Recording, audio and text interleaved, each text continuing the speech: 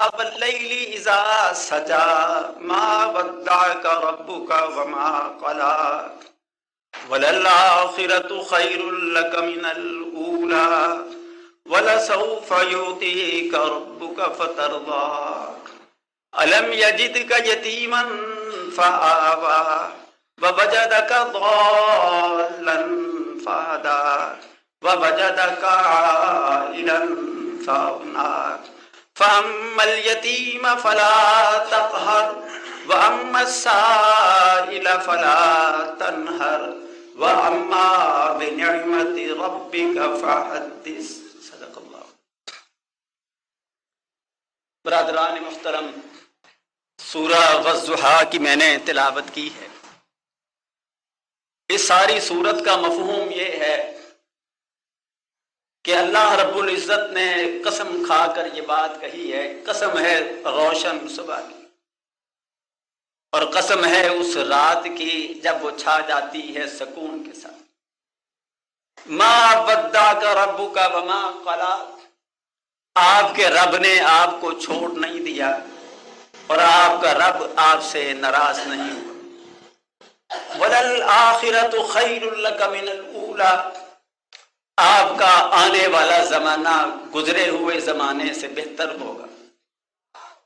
وَلَسَوْفَ يُعْطِيكَ رَبُّكَ فَتَرْضَىٰ، اللہ آپ کو عن قریب ایسی چیزیں عطا کرے گا کہ آپ خوش و خرم ہو جائیں گے. أَلَمْ يَجِدْكَ يَتِيمًا فَآوَىٰ، اے محمد صلی اللہ علیہ وسلم، کیا ہم نے آپ کو یتیم نہیں پایا تھا کہ ٹھکانہ دیا؟ پھر ہم نے آپ کو نادار نہیں پایا تھا کہ ہم نے آپ کو مال و دولت دے دیا.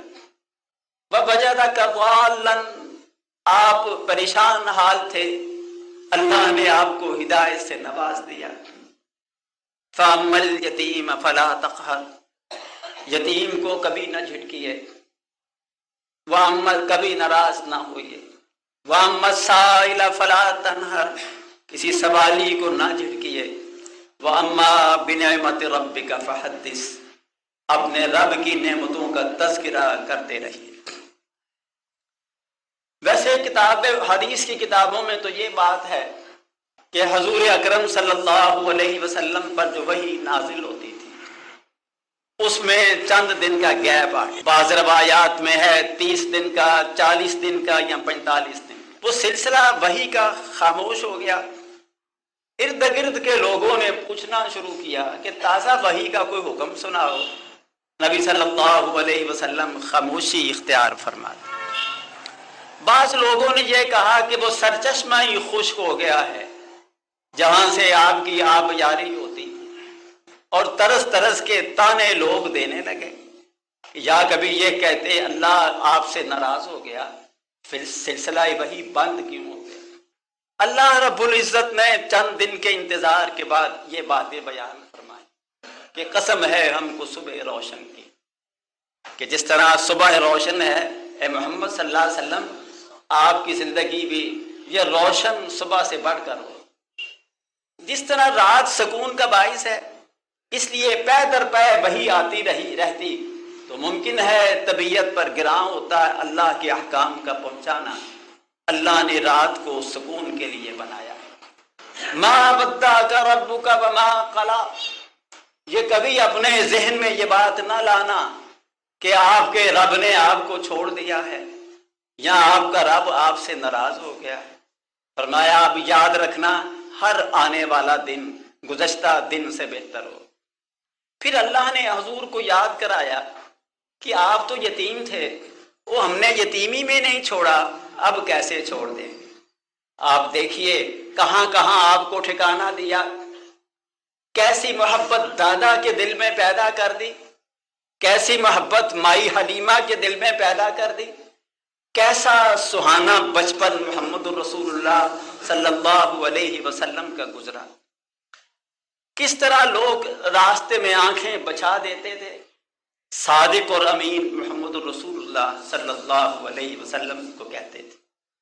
فرمایا اس طرح اللہ رب العزت آپ کے عزتوں میں بہت اضافہ فرما دیں گے. اس کے مان بعد ایک سورت الم نشرح ہے. فرمایا ہے کیا اللہ نے آپ کا سینہ نہیں کھول دیا؟ الم نشرح لک صدرک ووضعنا عنک وزرک، کیا وہ سارے بوجھ اللہ نے اتار نہیں دیے؟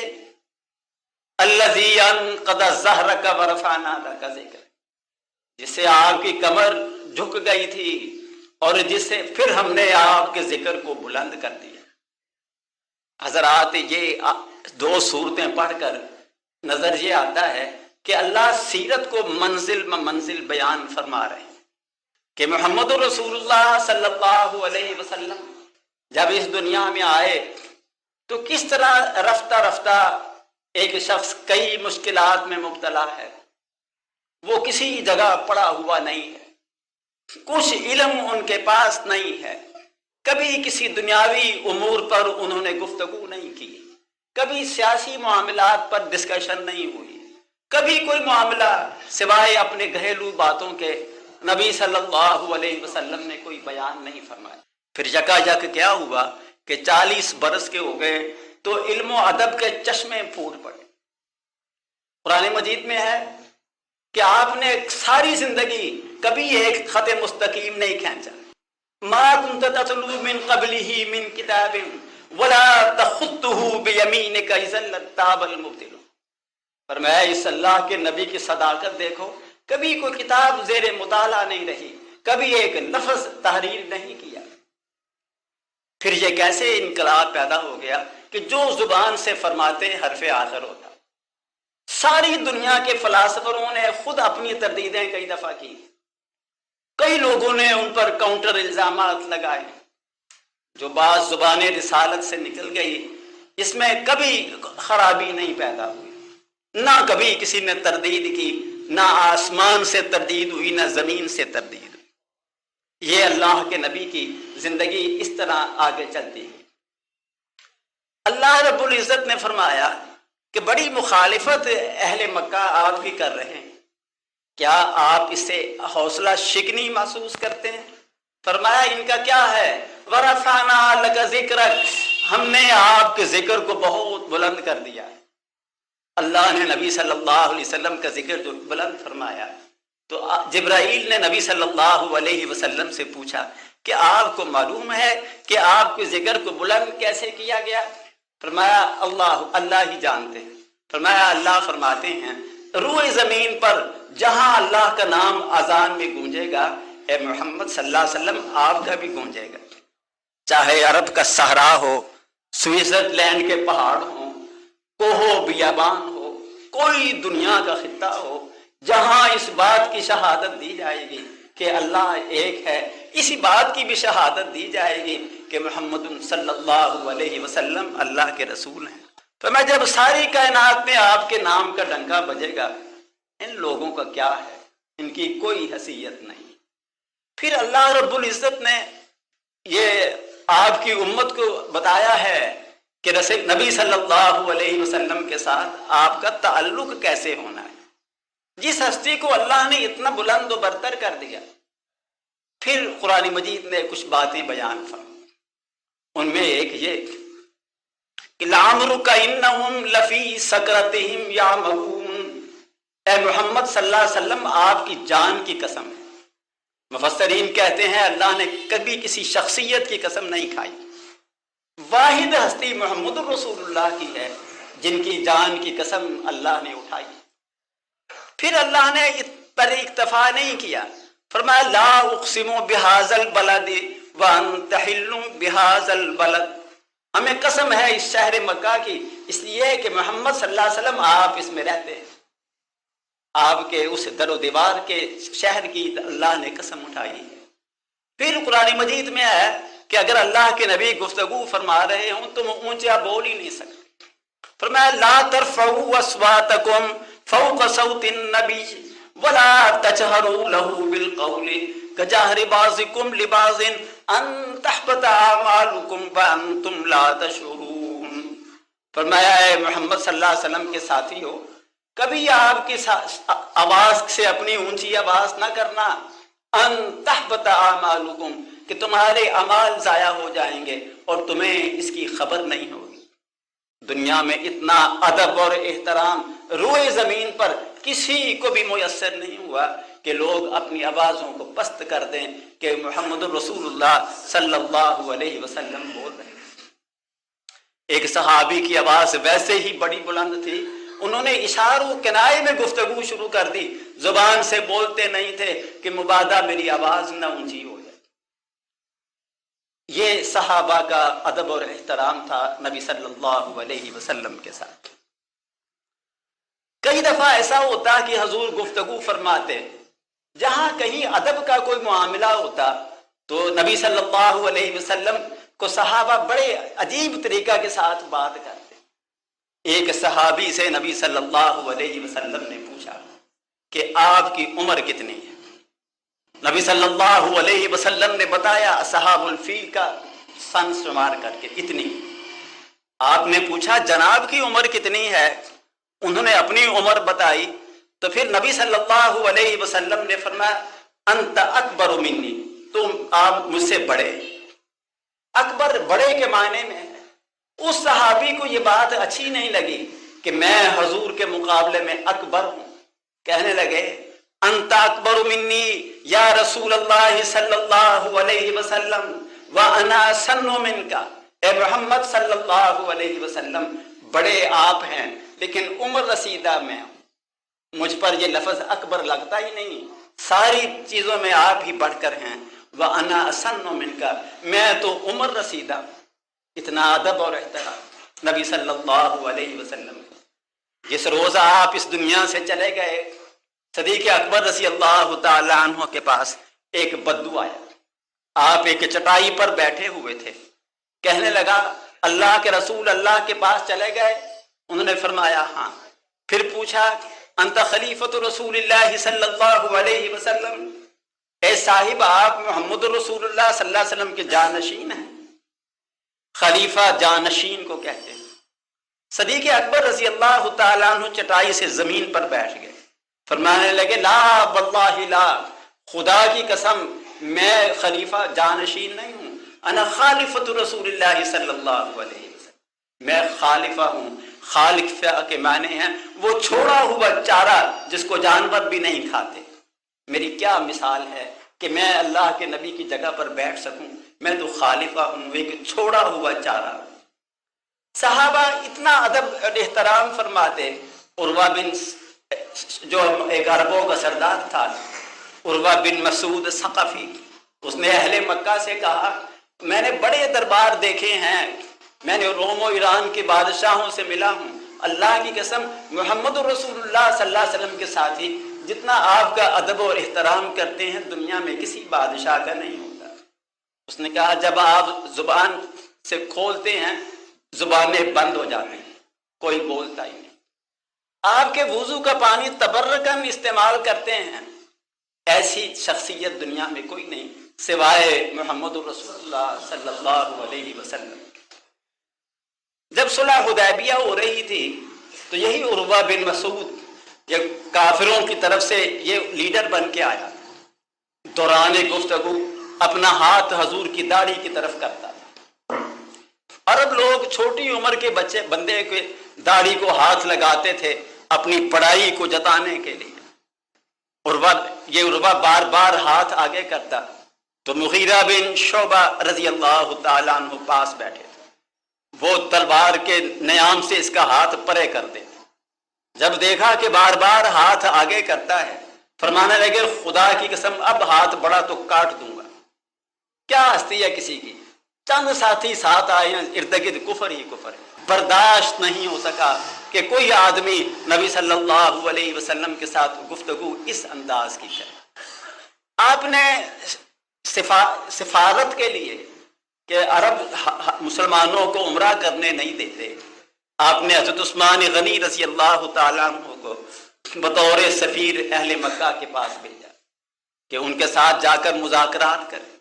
सारे अहले मक्का ने कहा कि उस्मान तुम आए हुए हो, तुम हरम का तवाफ कर लो, तुम खाने काबे का तवाफ कर लो, तुम सफा मरवा की साई कर लो। कहने लगे कैसे मुमकिन है कि मोहम्मद रसूलुल्लाह सल्लल्लाहु अलैहि वसल्लम हुदैबिया में हो और अफ़ान का बेटा इस चीज को हासिल कर ले, इस सआदत को हासिल कर ले। फरमाया मैंने नहीं करना। حضرت عمر رضی اللہ تعالیٰ عنہ سے نبی صلی اللہ علیہ وسلم نے سے پوچھا کہ تم مجھ سے محبت کتنی کرتے؟ فرمانے لگے اللہ کے رسول صلی اللہ علیہ وسلم اپنی جان کے علاوہ ساری کائنات سے بڑھ کر مجھے آپ سے محبت ہے۔ نبی صلی اللہ علیہ وسلم نے فرمایا خدا کی قسم ایمان مکمل نہیں جب تک کہ اپنی جان سے بڑھ کر میرے ساتھ محبت نہ کرو۔ فرمان اسی وقت حضرت عمر نے فرمایا میں اعلان کرتا ہوں اپنی جان سے بڑھ کر، اولاد، مال، جان، ہر چیز سے بڑھ کر اے اللہ کے رسول صلی اللہ علیہ وسلم مجھے آپ سے محبت ہے۔ صحابہ کی یہ محبت دعویٰ ہی نہیں تھا۔ لوگ کہتے ہیں کہ فلاں کے ساتھ بڑی محبت ہے، عملاً یہ محبت کا تقاضا ہے کہ جب کبھی کوئی مصیبت آ پڑی ہے صحابہ نے اپنی جانیں نچھاور کر دیں، نبی صلی اللہ علیہ وسلم کو غزہ نہیں پہنچنے۔ احد میں آپ گڑھے میں گر گئے، کس طرح طلحہ ڈھال بن گئے، کس طرح کئی صحابہ یہ کے بعد دیگرے شہید ہوتے رہے۔ کسی شخصیت کے ساتھ ایسا والہانہ پیار کبھی کسی نے نہیں کیا جو محمد رسول اللہ صلی اللہ علیہ وسلم کے صحابہ نے آپ کے ساتھ کیا۔ حضرت عمر رضی اللہ تعالیٰ عنہ ایک دن راست گشت کر رہے تھے، ایک عورت چرخہ کاٹ رہی تھی اور چرخہ کاٹنے کے ساتھ ساتھ وہ اشعار پڑھ رہی تھی۔ اس میں یہ تھا کہ وقت زمانہ تو وہ تھا جب حضور مدینہ کی گلیوں میں تھے، اب یہ زندگی کیا زندگی ہے۔ حضور کے زمانے کو یاد کر کے وہ شعر پڑھ رہی ہے۔ حضرت عمر پر وہ زمانہ یاد آیا تو آپ دیدہ ہو گئے، بیمار ہو گئے، اتنے بیمار ہوئے کہ لوگ عیادت کے لیے گھر میں آنے لگے۔ یہ اللہ کے نبی کے ساتھ صحابہ کی محبت تھی۔ بخاری میں یہ واقعہ آتا ہے کہ جب ہرقل رومی کے سامنے حضور کا ذکر کیا گیا اور اس نے سنا کہ آپ کی تعریف کے الفاظ کہ آپ ایسے ہیں اور ایسے ہیں، کہنے لگا خدا کی قسم اگر میں مدینے میں ہوتا تو میں اس ہستی کے پاؤں دھلاتا۔ عیسائیت میں پاؤں کا دھونا ایک بڑی عبادت سمجھی جاتی ہے کہ میں جا کر اس ہستی کے پاؤں دھوتا کہ جس میں یہ خصوصیتیں موجود ہیں۔ اس کائنات میں اتنی کٹھی چیزیں اللہ رب العزت نے فرما دی نبی صلی اللہ علیہ وسلم میں کہ جبرائیل امین نے یہ کہا، یہ بھی حدیث میں آتا ہے، وہ فرماتے ہیں کہ میں نے شرق و غرب سب دیکھا ہے، اب وہ جبرائیل سے بڑھ کر کون دیکھنے والا ہے؟ آسمان و زمین، شرق و غرب، کہ خدا کی قسم محمد رسول اللہ جیسا کوئی نہیں دیکھا۔ میں نے حدیث میں آتا ہے میں نے مشارق الارض مغاربہا، میں نے سارے مشرق اور سارے مغرب دیکھے ہیں، محمد رسول اللہ سے بڑھ کر کوئی ہستی میں نے دیکھی نہیں۔ اور اسی لیے اللہ نے قسم کھائی ہے لعمرک انہم لفی سکرتہم یعمہون۔ ایک جگہ آتا ہے فصبر، اے محمد صلی اللہ علیہ وسلم صبر کرتے رہیے، فإنک بأعیننا، آپ تو ہماری آنکھوں میں بستے ہیں، کیسے ممکن ہے کہ ہم آپ کو فراموش کر دیں؟ فإنک بأعیننا، ہماری آنکھوں میں آپ بستے ہیں۔ نبی صلی اللہ علیہ وسلم کا آپ کی دنیا میں جانے کے بعد بھی صحابہ ایک تو زندگی میں ہر چیز پر قربان ہو جاتے تھے۔ ایک حدیث میں آتا ہے کہ جابر رضی اللہ تعالیٰ عنہ نبی صلی اللہ علیہ وسلم کے پاس آئے، فرمانے لگے قرضہ بڑا دینا، ان کو پتا تھا حضور کی قربت سے برکت بڑی حاصل ہوتی، محبت اور برکت اندوزی، یہ صحابہ کو بڑا یقین تھا کہ بڑا قرضہ ہے، کھجوریں تھوڑی ہیں باغ میں۔ نبی صلی اللہ علیہ وسلم گئے، دعا فرمائی، اللہ نے اتنی برکت کر دی، سارے قرضے ادا ہو گئے، کھجوریں پھر بہت زیادہ اپنے گھر کو لے آئے۔ جب کسی کے ہاں کسی بچے کی ولادت ہوتی، نبی صلی اللہ علیہ وسلم کی گود میں دے دیتے۔ ایک بچے کے لیے آپ نے دعا برکت فرمائی۔ جب وہ بڑا ہوا، عبداللہ ابن عمر اس کے پاس گئے کہ اپنے کاروبار میں مجھے شریک کر لینا، حضور نے برکت کی دعا تمہارے لیے کی ہوئی ہے۔ ان کو یقین تھا کہ جس کے لیے اللہ کے نبی دعا فرما دیتے ہیں اللہ قبول فرما لیتے ہیں۔ پھر حضور اکرم صلی اللہ علیہ وسلم کسی کے ساتھ کوئی سلوک فرماتے، مثلا ابو محذورہ رضی اللہ تعالیٰ عنہ کہ زلفیں تھیں، سر کو ہاتھ آپ نے لگایا، انہوں نے وہ زلفیں ساری عمر برقرار رکھی، کتروائی نہیں کہ دست مبارک نے اس کو چھوا ہوا ہے۔ نبی صلی اللہ علیہ وسلم کسی خاتون کے گھر گئے، صحابیہ کے گھر، پانی مشق کو منہ لگا کر پیا، انہوں نے مشق کا وہ حصہ کاٹ کے رکھ لیا، کہ یہاں حضور کے ہونٹ مبارک لگے ہوئے ہیں، اس کو انہوں نے محفوظ کر لیا۔ نبی صلی اللہ علیہ وسلم کے جو بال سر مبارک کے تھے، ایک دفعہ تو آپ نے سب لوگوں میں تقسیم کیے، کچھ بال ام سلمہ رضی اللہ تعالی عنہا کے پاس تھے جو انہوں نے سنبھال کر رکھے ہوئے تھے۔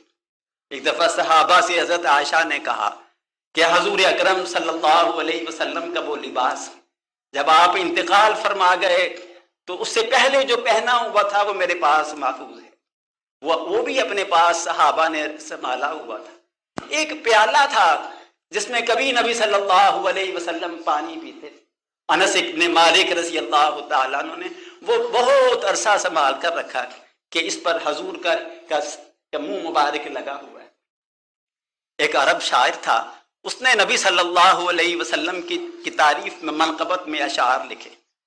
وہ نبی صلی اللہ علیہ وسلم بڑے اس کے شعروں سے خوش ہوئے۔ کعب بن زہیر کا قصیدہ بڑا مشہور ہے، کعب بن زہیر۔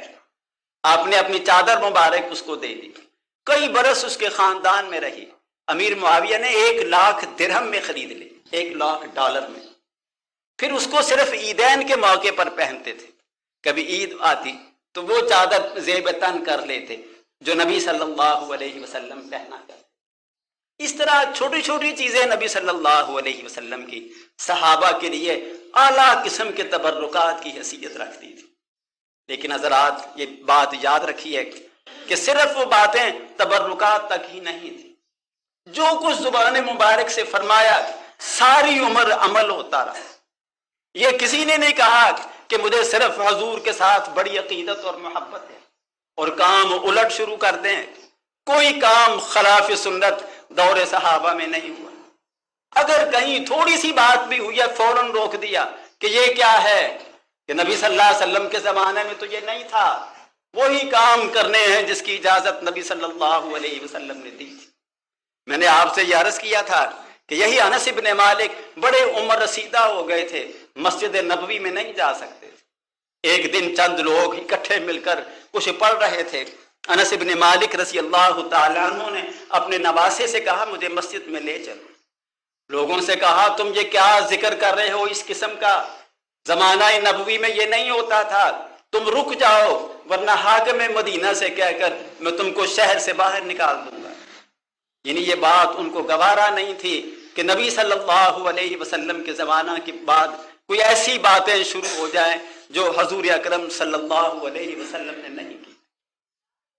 بہت سے لوگ حضور صلی اللہ علیہ وسلم کی نعت لکھتے تھے، اس کبھی نعت میں ایسے اشعار نہ کسی صحابی اور نہ کسی صحابہ نے استعمال کیے جن میں شرک کا شائبہ تک ہو۔ حضرت عائشہ رضی اللہ تعالی عنہا کے شعر ہیں، فرمانے لگی 2 سورج ہیں، ایک آسمان کا سورج ہے، ایک محمد الرسول اللہ صلی اللہ علیہ وسلم کا سورج۔ فرماتی ہیں وہ سورج آسمان کا تو صبح کے وقت طلوع ہوتا ہے اور محمد رسول اللہ کا سورج رات کو طلوع ہوتا ہے۔ فرمایا یہ تو آنکھوں کو خیرہ کرتا ہے، یہ سورج دل کو منور کرتا ہے۔ یہ سورج ایسا ہے جو اپنے دل کو منور کرتا ہے۔ حسان بن ثابت رضی اللہ تعالیٰ عنہ نے قصائد لکھے تھے نبی صلی اللہ علیہ وسلم کے۔ ایک جگہ فرماتے ہیں کہ آپ ایسے حسین و جمیل ہیں کہ کسی آنکھ نے دیکھا نہیں، کوئی آنکھ دنیا کی ایسی نہیں جس نے محمد رسول اللہ سے بڑھ کر کوئی حسین دیکھا۔ فرمایا کوئی ایسا بچہ ہی نہیں ایسا حسین جس کو ماں نے حضور سے بہتر جنا ہو، کسی خاتون نے محمد رسول اللہ صلی اللہ علیہ وسلم سے بہتر کسی بچے کو جنا ہی نہیں۔ نبی صلی اللہ علیہ وسلم کے بارے میں ایسے بہت سے اشعار ملتے ہیں، لیکن یہ ہے کہ احتیاط کا تقاضا یہ تھا کہ اللہ کے ساتھ مقابلہ کوئی نہیں۔ فرمایا اللہ اللہ ہے، محمد رسول اللہ صلی اللہ علیہ وسلم اللہ کے بندے اور رسول۔ اس ساری اتنی بڑی جس کی عظمت ہو اس کی زندگی بدل جاتی۔ اگر آپ کسی کے ساتھ اتنے ادب اور احترام سے پیش آئیں، وہ اس کا ذہن کچھ تکبر کی طرف چلا جاتا ہے۔ حضور اکرم صلی اللہ علیہ وسلم کو اللہ نے کائنات میں سب سے بڑا درجہ دیا، خدا کی قسم اس سے بڑھ کر عاجزی کسی میں نہیں ہے جتنی محمد رسول اللہ صلی اللہ علیہ وسلم۔ حدیث میں آتا ہے جب لوگ ملتے سلام میں سبقت محمد رسول اللہ کا، لوگ انتظار کرتے ہیں کب ہمیں سلام کیا جائے گا. حضور سبقت فرما. اگر آپ کا کوئی ہاتھ پکڑ لیتا چھڑاتے نہیں تھے، وہ خود چھوڑتا. کوئی غلام دعوت کرتا قبول فرما لیتے. لوگ دعوتیں قبول فرماتے ہیں بڑی پارٹیوں کی، وہ غلام کی دعوت کون قبول کرتا ہے؟ محمد رسول اللہ صلی اللہ علیہ وسلم غلاموں کی دعوت بھی قبول فرما لیتے. نبی صلی اللہ علیہ وسلم صحابہ کے ساتھ اتنی انس سے پیش آتے، کوئی بیمار ہوتا اس کی عیادت کے لیے اس کے گھر جاتے. صحابہ ایک دفعہ ایک دعوت میں شریک تھے، دیکھا کہ نبی صلی اللہ علیہ وسلم غائب ہو گئے. تھوڑے عرصے کے بعد دیکھا لکڑیوں کا ایک گٹھا اپنے سر پر اٹھا کر لا رہے ہیں. بہت پریشانی ہوئی. فرمایا آپ نے یہ کیوں کیا؟ فرمایا کیا اپنے کھانے میں مجھ کو شریک نہیں کرو گے؟ اپنے ساتھیوں کی یہ خدمت، یہ محمد رسول اللہ صلی اللہ علیہ وسلم کی شخصیت کا ایک پہلو. جب کبھی چلتے ہوتے، کبھی نمایاں ہونے کی کوشش نہ کرتے، کبھی مجلس میں بیٹھے ہوتے تو اپنے پاؤں نہ پھیلاتے. جیسے پاؤں پھیلا کر ایک تکبر کی علامت کے طور پر کوئی شخصیت بیٹھتی ہے، سمٹ سمٹا کر بیٹھتے تھے. آنے والوں کو پوچھنا پڑتا تھا اینا محمد صلی اللہ علیہ وسلم، تم میں سے محمد صلی اللہ علیہ وسلم کون سے؟ حضرت عائشہ فرماتی ہیں ہستی کتنی بڑی، فرمایا ساری عمر کبھی نہیں کہا کہ آج سالن ٹھیک نہیں پکا، کھانے میں کبھی نقص نکالا ہی نہیں. ایسا پرفیکٹ تو کوئی بھی نہیں ہوتا دنیا میں جس کے کھانے میں کبھی نقص نہ رہ جائے. کبھی نمک مرچ کم زیادہ ہو سکتی ہے، زندگی بھر کبھی اعتراض نہیں کی. نبی صلی اللہ علیہ وسلم گھر والوں کے ساتھ ہاتھ بٹاتے تھے، آٹا گوندنے میں، گھر کے کام کرنے میں، مشکیزوں کو مرمت کرنے میں، اپنے جوتے کو مرمت کرنے میں. نبی صلی اللہ علیہ وسلم زیادہ کام گھر والوں کے ساتھ کرتے. کئی دفعہ ایسا ہوا کہ بعض ڈیلیگیشنز مدینہ شریف آئے، مختلف وفد آئے گفتگو کے لیے، کبھی ویسے ہی تبادلہ خیال کے لیے. نبی صلی اللہ علیہ وسلم ان کو مسجد نبوی میں ٹھہراتے، خود کوشش فرماتے کہ میں ان کی ضیافت کروں، ان کی خدمت میں آئے. نجاشی نے اپنے دوست بھیجے، اس نے بڑے قیمتی تحائف بھی بھیجے. ان میں ایک موتی تھا بہت ہی بڑی قیمت والا. اس کو ہاتھ نہیں لگایا، چمٹی کے ساتھ اس کو پکڑا، مالک وہ فروخت کر کے غربا کی امداد کر دی اور اپنے ہاتھ مبارک سے ان کی خدمت تواضع شروع کی. صحابہ نے پیشکش کی کہ ہم جو حاضر ہیں. فرمایا نہیں، میرے دوست حبشہ گئے تھے، ان لوگوں نے بڑی خدمت کی تھی، یہ میرا فرض. اس طرح اللہ کے نبی صلی اللہ علیہ وسلم ہر ایک کے ساتھ عاجزی انکساری کے ساتھ پیش آتے. جب کبھی کسی کو بلاتے تو کنیت کے ساتھ بلاتے. کنیت یہ ہے کہ بیٹے کے نام کے ساتھ باپ کا نام، یا کسی لقب کے ساتھ کسی کو بلاتے، یہ عزت افزائی ہوتی.